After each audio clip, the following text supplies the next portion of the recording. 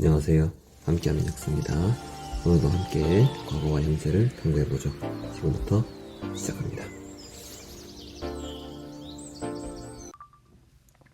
자, 안녕하십니까. 이번 시간에는 우리가 몽골의 침략과 그 데모 항쟁에 대해서 이제 배워야 하는 시간이죠. 일단 제목에서 보면 몽골이라고 하는 나라가 나오네요. 그리고 몽골의 침략, 그리고 맞서 싸우다가 있죠. 그래서 아마 그 몽골과의 전쟁을 우리가 배울 거고요.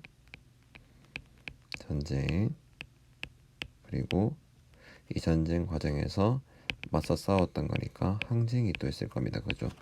그러니까 전쟁과 항쟁의 과정에서 이제 고려가 어떤 이제 변화를 겪는가 그런 부분을 좀 중요하게 볼 필요가 있어요.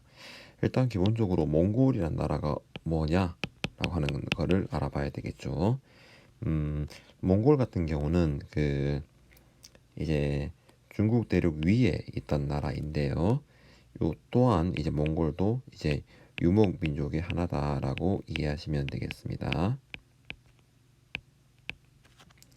근데 이 유목 민족의 나라들이 많았잖아요. 금나라, 여진족, 거란족, 그다음에 몽골. 이때 이제 그 13세기 좀 되는데 이 13세기가 굉장히 변혁의 시기입니다. 동아시아에서는.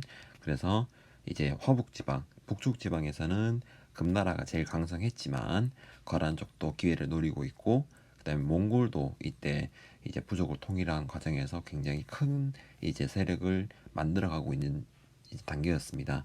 그런 단계에서 이제 신흥 세력이었던 몽골은 이제 거란족을 이제 물리치고 금나라까지 이제 깨면서 세력을 더 강화하게 되었습니다. 이 과정에서 고려와 만나게 된 거죠. 요게 첫 번째 문단의 내용이라고 보면 되겠습니다. 이제 공식적인 외교 관계가 맺어지는데 이 단계에서 몽골이 좀 자기가 좀 많이 했다라는 걸 이제 얘기를 하면서 좀 많이 이제 요구하게 되는 게 두 번째 문단이죠. 특히 이제 누구에게 살해된 거는 잘 모르겠지만 이제 고려로 왔다가 돌아가는 과정에서 살해됐기 때문에 이 저고여라고 하는 사실이거든요. 저고여 피살 사건. 자, 이 저고요 피살 사건을 통해서 이제 몽골 사신이 이제 죽게 되면서 이 책임을 고려에게 물었던 거죠. 고려는 당연히 우린 잘 모른다라고 얘기를 했지만 아직까지는 알 수는 없습니다만은 이 정황상 증거로 볼 때 아무래도 고려에서 죽어서 고려인이 살해했지 않았을까. 그리고 이 저고여가 고려에 와서 굉장히 무리한 요구를 하거든요. 그래서 그런 게좀 원인이지 않을까라고 생각을 하면 되겠습니다. 어찌되었든 이 몽골과의 전쟁은 이 저고요 피살 사건을 계기로 이제 시작이 되었습니다. 바로 시작된 건 아니에요. 이 몽골은 또 사정이 좀 있어서 좀 이제 몇 개월 뒤에 이제 시작이 되는데요. 이때 이제 저항 과정이 굉장히 많습니다. 참고로 얘기하면 몽골과의 전쟁은 6차까지 있습니다. 자, 그런데 우리가 좀 주요하게 봐야 할 거는 1차, 그리고 2차, 5차, 6차. 요거를 좀 주요 관점으로 보면 되는데, 일단 먼저 1차. 1차 부분에서는 이제, 다로가치를 배치하고 철수했다라고 이해하시면 돼요. 이게 무슨 말이냐? 이제 전쟁 과정은 여기 있습니다. 그래서 개경을 포위하고 고려가 또 이제 도망을 갔죠. 왜냐하면 고려는 이미 이제 그 전쟁을 이제 좀 빨리 끝내고 싶은 그런 게 있는 겁니다. 특히 그 거란의 2차 침략 때 왕이 현종이 나주로 피난한 과정이 있었거든요. 우리 예전에 수업 때 배웠는데요. 거란 2차 침입할 때 강조의 정변이었고 이때 이제 이걸 구실로 거란에 쳐들어오자 이 현종이 나주라고 하면 전남에 있는 배가 유명한 나주죠. 이 나주까지 피난을 갔다라는 사례를 배운 적이 있는데요. 그거 똑같이 이 충주까지 이제 그 몽골군이 내려가자 고려도 어쩔 수 없이 이제 강화를 맺게 되는 사정입니다. 도망가기는 너무 이제 급박한 사정이 좀 있으니까요. 그래서 1차 침략의 결과 몽골은 이제 고려에 감시하는 기구이던 다루가치는 이제 오른쪽에 보면 관청의 책임자를 뜻하는 몽골어입니다. 그래서 치라고 하는 게 나중에 몽골에 영향이 있는데요. 어쨌든 이 다루가치의 내용은 행정을 감시하는 사람이었다 하는 거지요. 간섭이 시작입니다. 그죠? 자, 그런데 과정에서 봤을 때 그 몽골의 간섭과 행보에 맞서서 천도한 거죠. 수도를 강화도로 천도했다. 요거 순서를 좀 기억하셔야 돼요. 1차 침략, 다로가치 배치, 강화도 천도 해서 요 명령입니다. 백성들은 이제 산성과 섬으로 들어가게 해서 장기 항전, 그러니까 입도 정책이라고 하는데요. 입산 또는 입도 정책.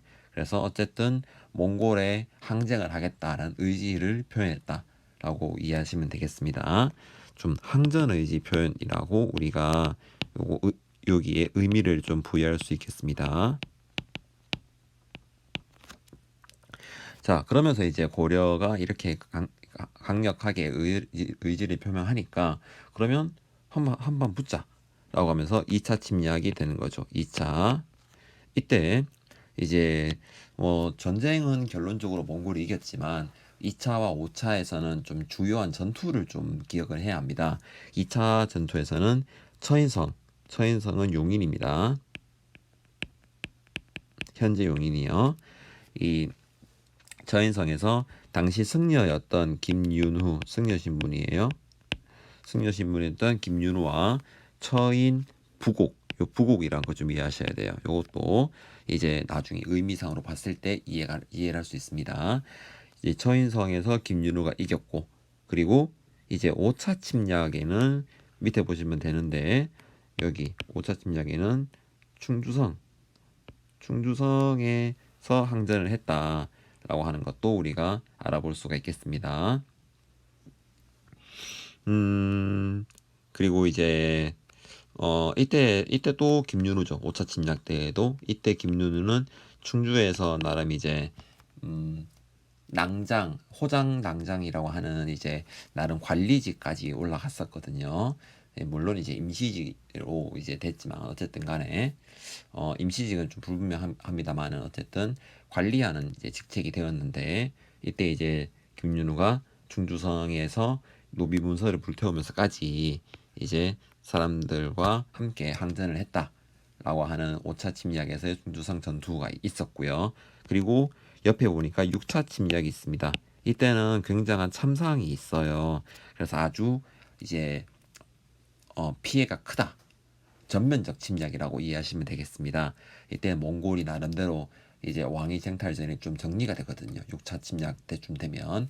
그래서 이제 고려에 굉장히 이제 집중하게 되었다라고 하면서 고려가 굉장히 많은 피해를 입게 되었다라고 이해하시면 되겠습니다. 이때 이제 어쨌든 이런 6차 침략의 결과 요렇게 이제 요 체크한 대로 굉장한 피해를 입었고 국력이 약화되었다. 그리고 문화재가 소실되었다라고 하는 것도 이해하고 아까 2차 침략 때 부곡민의 저항, 5차 침략 때 이제 노비문서가 불태워지면서 항전 이런 걸 통해서 볼 때 사회적으로 천대받던 신분층이 저항을 했다. 어쨌든 나라에 위기가 있을 때 굉장히 우리가 협력을 해서 저항을 했다는 걸 알 수 있었죠. 사회적으로 선대받던 부곡 소유 주민 노비가 활약을 했었다라고 하는 거, 요게 굉장히 큰 의미가 있다라고 우리가 알아볼 수 있겠습니다. 그리고 오른쪽에 보니까 강화도 천도의 의미가 있죠. 요거는 수업 때 자세히 또 할 거니까 다시 한번 살펴보면 되겠습니다. 자, 그런데 이제 최씨 정권이 좀 몰락을 하게 됩니다. 당시 이제 입도를 했던 최우 그리고 아들 손자였던 최항 최이까지 쭉 이어지면서 이 최씨 무신 정권이 나름대로 이제 강화도에서 유지를 하고 있었는데 시간이 흐르면서 약간 전쟁이 좀 힘들어졌죠.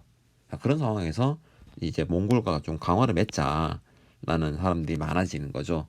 그래서 이제 최씨 정권이 아닌 무신들은 죄를 이제 제거를 하고, 이때 이제 정권을 잡은 아이들이 이제 김준, 그리고 임년, 임유 같은 아이들이죠. 특히 이제 김준과 임년인데요. 이런 사람들이 이제 몽골과의 강화, 우리가 좀 너무 이제 강화도에만 박혀 있으니까 이제 안 되겠다라고 하면서 이 몽골과의 강화를 추진하게 됩니다. 어떻게 보면 자신의 정권을 유지하는 그런 목적도 있겠죠. 그때 이제 당시 태자였던 사람이 원종입니다. 이 원종이 굉장히 큰 아이콘인데요. 음, 왼쪽에 보니까 이제 요런 내용이 있습니다. 요 내용은 사료상으로 굉장히 중요한 내용이라서 이제 알려보면 좋겠고요. 이제 요 내용을 세조구제라고 합니다. 옛날 제도를 이제 바꾸지 않겠다는 거죠. 그래서 이제 쿠빌라이는 이제 어떻게 보면 원나라를 세우고 자기 스스로 황제라고 얘기를 합니다. 몽골의 데칸에서 이제 중국의 황제가 되었다라고 하는 이제 쿠빌라이의 의미에서 자신은 이제 몽골이 아니라 중국인처럼 자기 스스로를 이미지화시킵니다. 그래서 말에서 봤을 때 당태종도 항복받지 못했는데 나는 대단하지 않냐라고 하는 겁니다. 그래서 굉장히 똑똑한 사람이고 원종 또한 그걸 읽어요. 그래서 내가 왔으니 이제 고려를 유진해 달라는 거죠. 자신도 이제 왕자로서 이제 다음 왕으로서 얘기를 하는 게 내가 왕이 될 수 있도록 네가 좀 도움을 달라. 이런 의도가 숨어 있는 거겠죠. 그래서 학생 여러분들이 이 멘트 안에서 뭔가 좀 추리해낼 수 있으면 좋겠습니다. 어쨌든 이제 쿠빌라이와 원종이 강화를 맺고 이제 원종이 이제 개경으로 돌아오게 된 거죠. 그때 무신 정권은 난 못 가겠다. 특히 임년 같은 사람인데 난 못 가겠다. 그래서 원종을 제거하려는 계획도 세우게 됩니다. 물론 뭐 실패로 끝나지만요. 그래서 이 무신 정권 같은 경우는 강화도에서 이제 개경으로 간다면 이제 원종이 협상 대상자죠. 그래서 원종과 무신 정권은 실제로 별로 안 친하겠죠. 원종은 자신의 지위를 누리기 위해서 이제 쿠빌라이와 손을 잡았고, 무신 정권은 이제 강화의 주체가 내가 돼야 되는데 원종에게 뺏겼으니까, 그래서 이 무신 정권은 개경으로 돌아가려고 하지 않습니다. 개경 한도를 거부한 거죠. 자, 그러면서 이제 싸우려 계획을 했는데 이제 무신들이 이제 서로 갈등을 벌어지면서 이제 무신 정권은 무너지고 원종을 비롯한 이 정권 대부분이 개경으로 환도하게 되는 그런 과정을 이제 우리가 교과서 서술로서 우리가 한번 이해할 수 있겠습니다. 그리고 이제 이 개경 환도에 반대했던 아이들이 선별초입니다. 선별초 같은 경우는 여러분 아시겠지만 이제 사병 역할을 했다라고 우리가 배웠었죠. 당연히 이제 몽골 항쟁의 주체였기 때문에 몽골과의 강화 과정에서 선별초는 당연하게 이제 제거 대상이 되겠죠. 그래서 돌아가면 자신들이 이제 제거당할 걸 아니까 차라리 개경으로 안 돌아가고 강화도에서 지도에 보니까 진도에서 제주도로 이렇게 옮기면서 대모 항쟁을 계속한 거죠. 그래서 강화도에는 여러분도 배웠겠지만 죄송해요. 진도에서는 배중손이 그 다음에 제주도에서는 김통정이 이제 항쟁을 했었다. 그리고 현장 다가서기에 보니까 용잔상선 그리고 항파들이 유적 이렇게 이제 있었다는 거죠. 그래서 이제 선별초는 이제 당시 이제 강화를 했던 고려 정권에서 볼 때 선별초는 정권을 반대하는 사람이죠. 그래서 당시 이제 고려와 원나라 연합군의 공격으로 이제 선별초가 진압이 되는 그런 이제 결과를 맞이하게 됩니다. 그래서 40년에 걸친 몽골과의 전쟁이 끝이 난다 라고 하는 것까지 우리가 수업을 했었습니다. 그래서 우리가 이런 걸 보면서 몽골과의 항쟁 과정을 한번 추리를 해보는 게 좋겠습니다. 네, 오늘은 여기까지입니다. 고생 많았습니다. 다음 시간에 또 내용을 보면서 찬찬히 복습을 하면서 다음 시간에 만납시다. 안녕. 고생했습니다. 함께하는 역사, 여러분의 구독과 좋아요, 알림 설정 부탁드립니다. 감사합니다.